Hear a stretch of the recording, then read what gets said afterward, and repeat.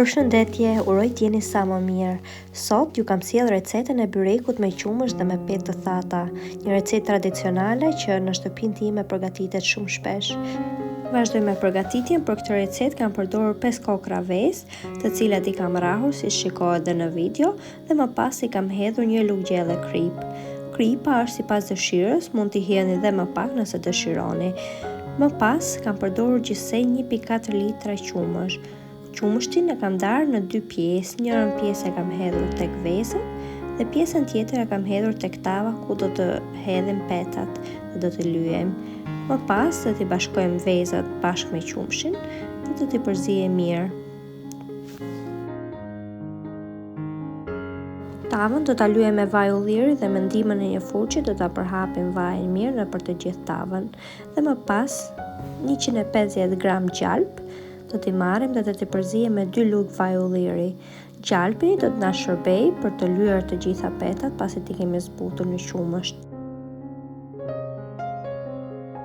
Për këtë recetë gjithsej kam përdorur 900 gram petë të thata. Si fillim do të marr 2 nga petët e thata dhe do t'i vendos tek tava që e kam lyer në fillim me vaj ulliri dhe më pas petët e tjera do t'i kaloj të gjitha një nga një tek qumështi bashkë me vezën.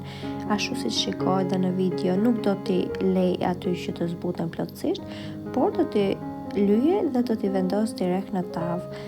Petët e zbutura do t'i spërkasim sipër me gjalpin e shkrirë dhe në këtë mënyrë do të vazhdojmë edhe me petët e mbetura. Do t'i marrim, do t'i vendosim, do t'i zbusim tek qumështi me vezët dhe më pas do t'i hedhim në tavë ku sipër do t'i spërkasim njësoj me gjalp të shkrirë.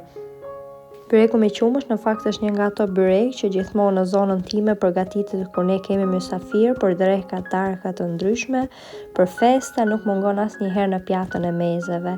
Nuk e di në zonën tuaj si funksionon, jam shumë kurioze nëse edhe ju e përdorni këtë lloj byreku.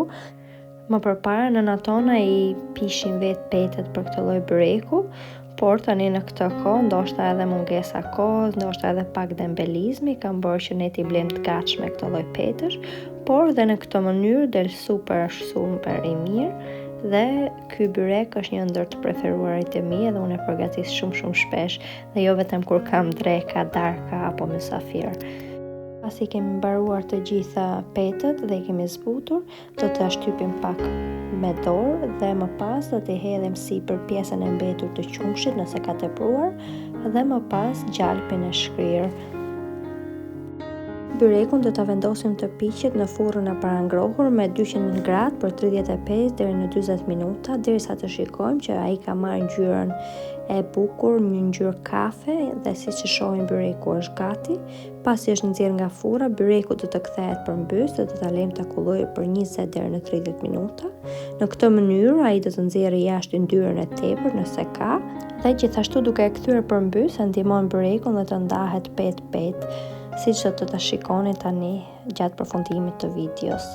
E presim byrekun në forma katrore, i japim ose në formë nuskash, siç të dëshironi ju.